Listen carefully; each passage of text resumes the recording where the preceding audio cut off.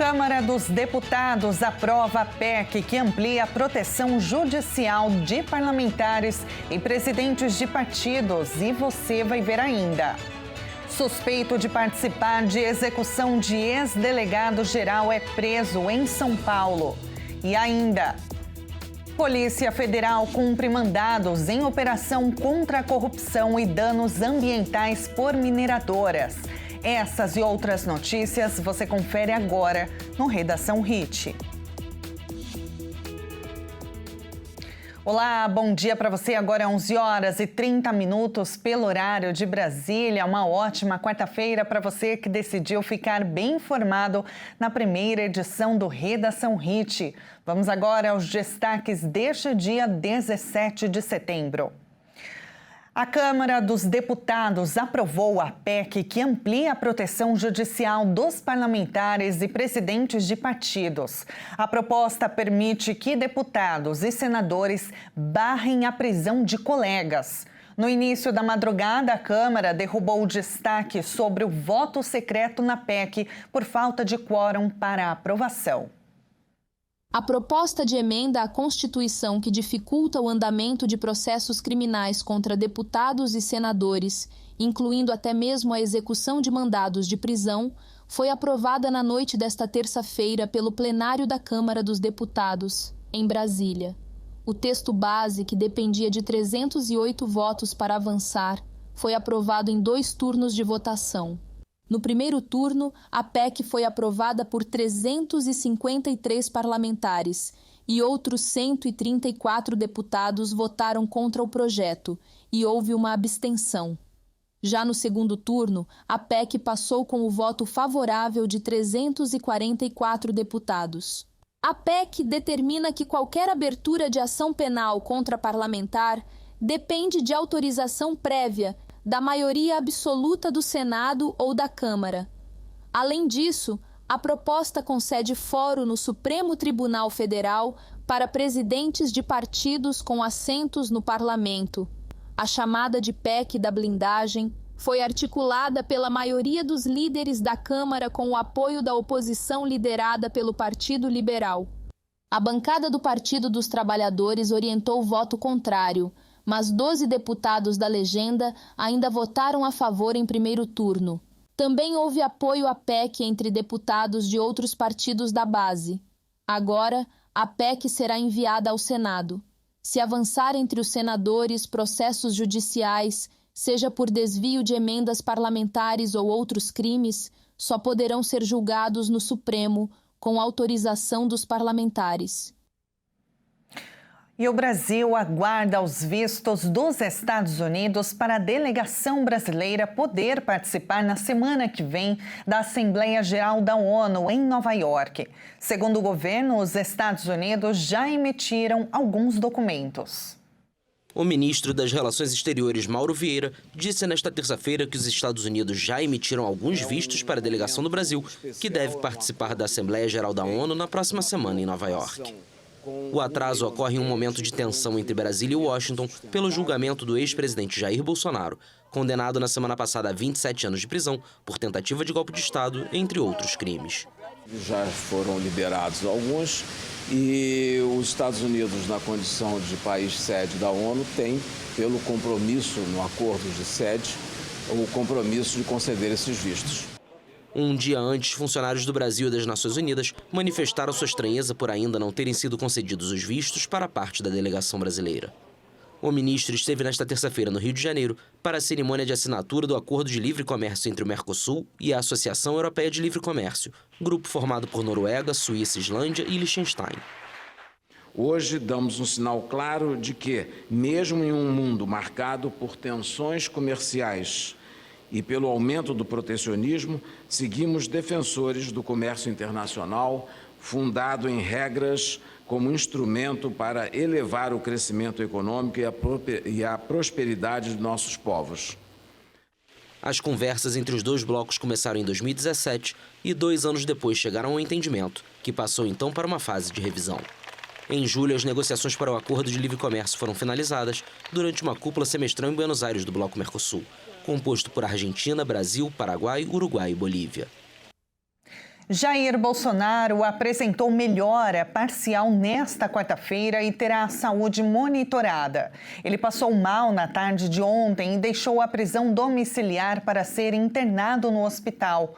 O ex-presidente teve quadro de soluço, pressão baixa e vômitos e realizou exames.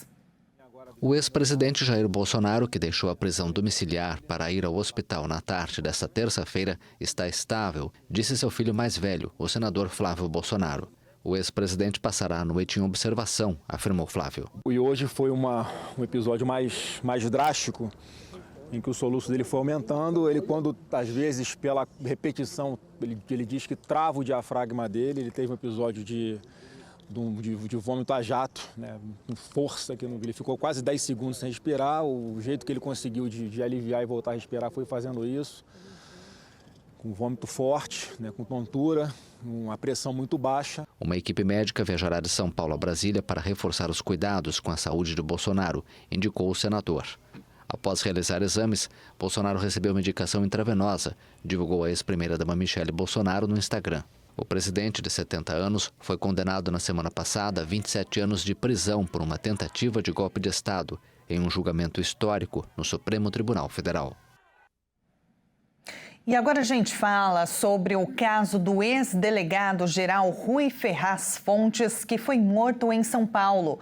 Na manhã de hoje, a polícia cumpriu 8 mandados de busca e apreensão e um dos suspeitos de participação no crime foi preso. 8 mandados de busca e apreensão foram cumpridos em endereços da capital e Grande SP. A mãe de um dos suspeitos de envolvimento com o crime prestou depoimento. Ele foi levado para a sede do Departamento de Homicídios e de Proteção à Pessoa, no centro da capital paulista. A prisão foi cumprida após a Justiça decretar a prisão preventiva de 2 suspeitos envolvidos na execução de Rui Fontes. Segundo o secretário de Segurança Pública de São Paulo, Guilherme Derrite, a Polícia Técnico-Científica conseguiu coletar material para identificar os envolvidos porque os criminosos não conseguiram incendiar um segundo veículo utilizado na ação.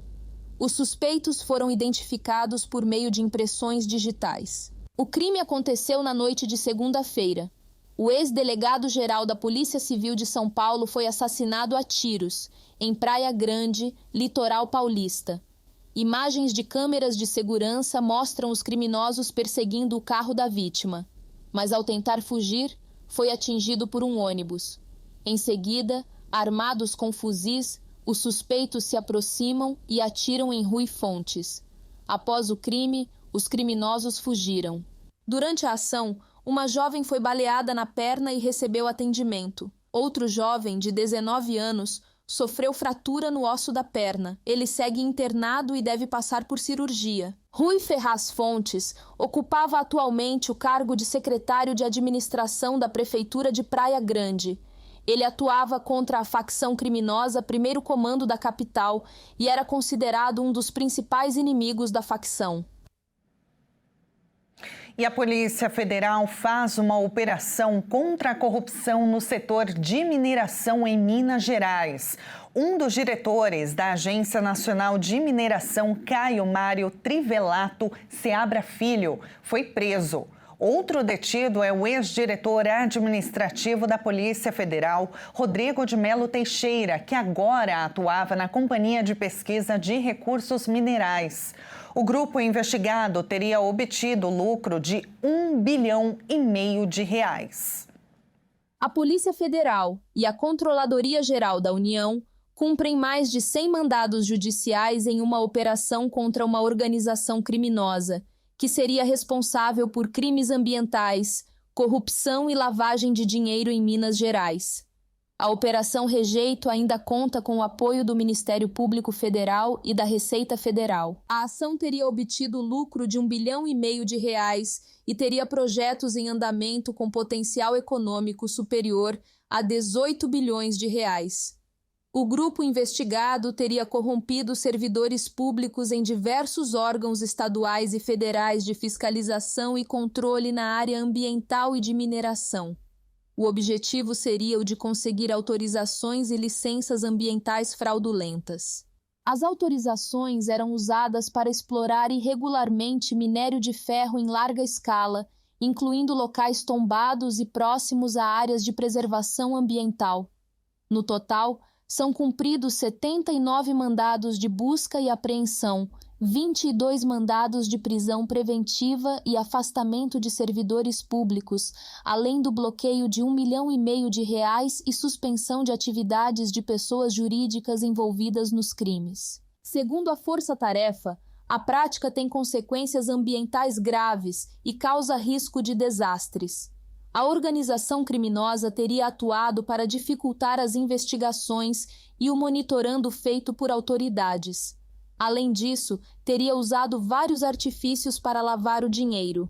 Os investigados poderão responder por crimes ambientais, usurpação de bens da União, corrupção ativa, corrupção passiva, organização criminosa, lavagem de dinheiro e embaraçamento à investigação de organização criminosa.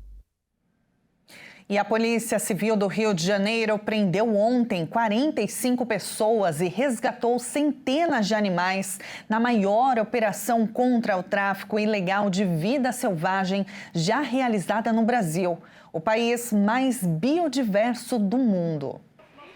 A Polícia Civil do Rio de Janeiro resgatou centenas de animais na maior operação contra o tráfico ilegal de vida selvagem já realizada no Brasil. Dezenas de pessoas foram presas. Conseguimos prender até o momento 45 integrantes dessa organização criminosa e recuperar cerca de 600 a 700 animais silvestres, que serão restituídos à natureza. Aves como tucanos e araras, tartarugas, macacos estavam entre os animais resgatados e levados a um centro especializado para receber cuidados. A chamada Operação São Francisco, coordenada pela Delegacia de Proteção ao Meio Ambiente, ocorreu após um ano de investigação sobre a rede de tráfico de animais mais extensa do país. Essa representa a maior ação da história do nosso estado de combate ao tráfico de animais silvestres. E nós conseguimos um número histórico de apreensões e também de prisões. A organização criminosa teria operado supostamente por décadas, com alguns de seus membros encarregados da caça de animais selvagens em grande escala e outros do transporte deles para centros urbanos para venda. Um grupo se especializou em primatas, segundo a polícia. Caçavam, drogavam e vendiam macacos para outros integrantes da rede. De acordo com a investigação, a quadrilha também comercializava armas e munições que eram usadas para cometer outros crimes. O tráfico de vida selvagem é um grande desafio no Brasil, com uma estimativa de 38 milhões de animais retirados de seu habitat a cada ano, segundo a Rede Nacional de Combate ao Tráfico de Animais Silvestres. 90% desses animais morrem antes de chegar ao comprador final.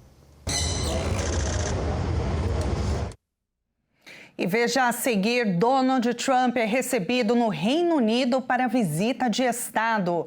E agora vamos ver o tempo em Salvador, capital baiana, 27 graus, olha que lindo. Nós voltamos já já.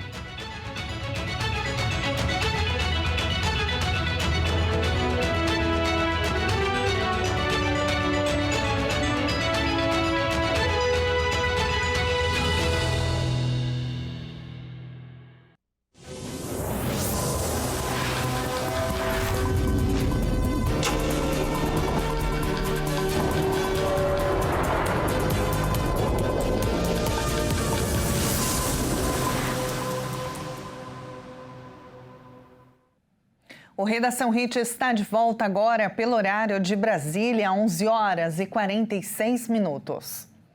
O Comitê de Política Monetária do Banco Central, Copom, se reuniu hoje e deve manter estável a taxa básica de juros da economia.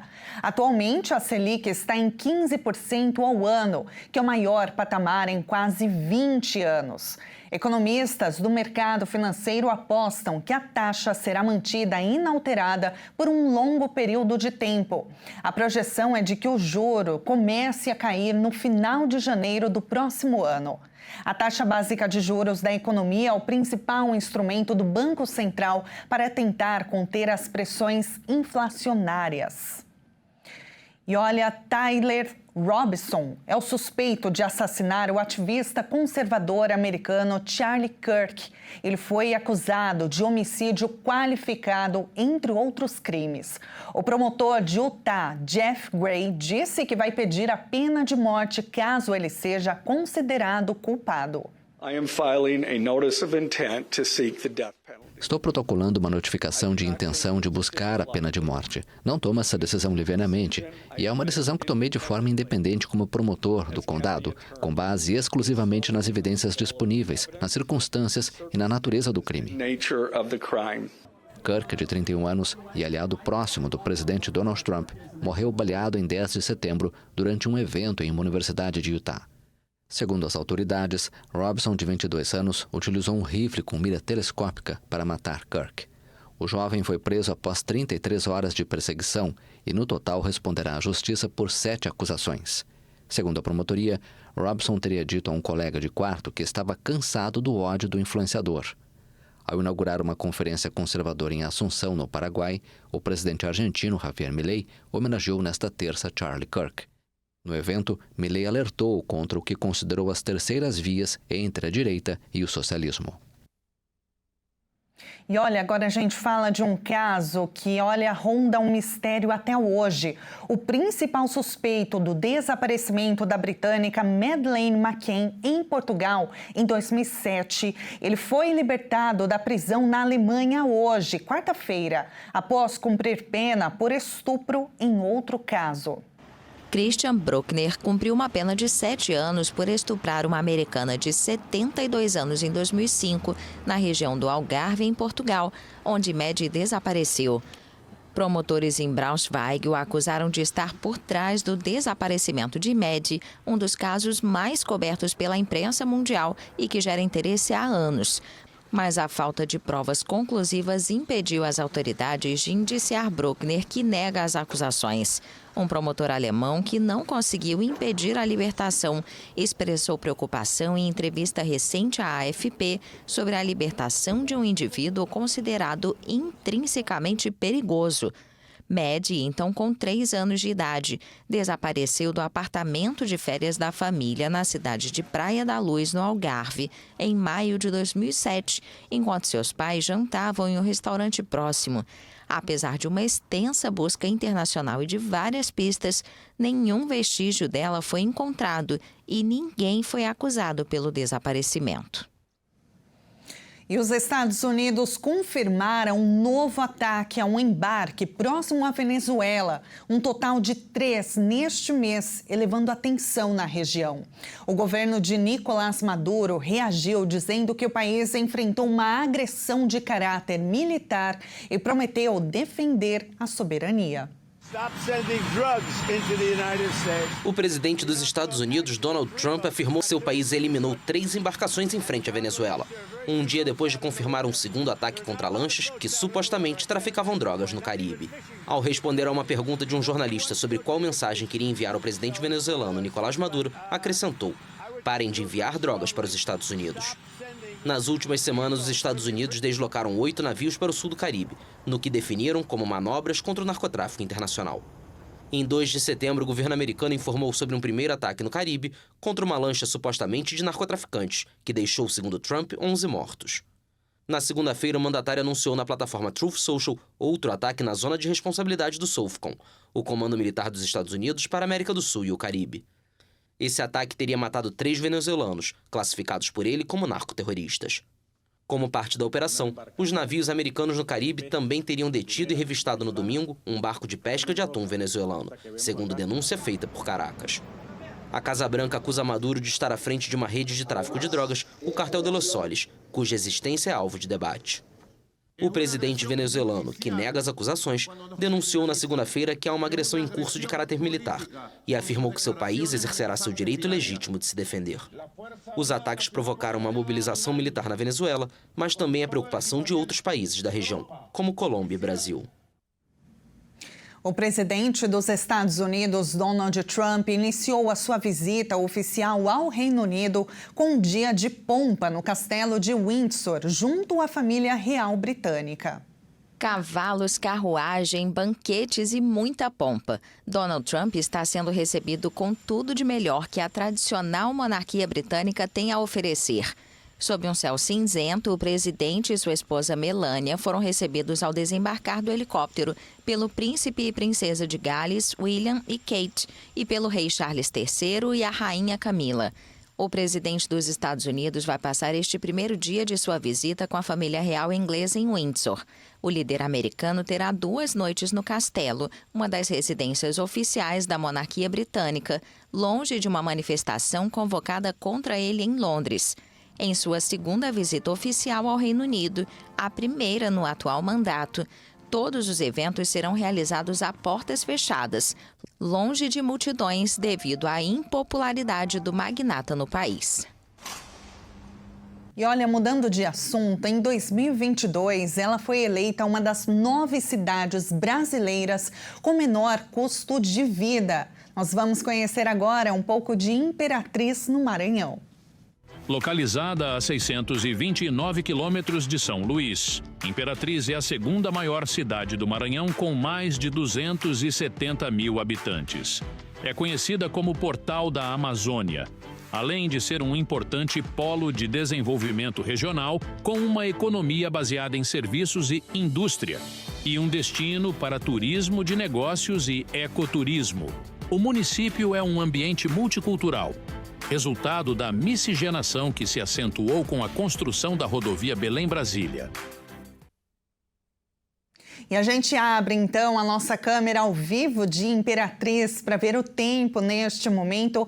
Olha só, termômetros marcando 33 graus, mas a sensação térmica já é de 36 graus, tá? Pouco calor por lá, hein? Esta edição fica por aqui. Muito obrigada pela sua companhia. Uma excelente quarta-feira para você. A gente se encontra novamente amanhã às 11h30. Até!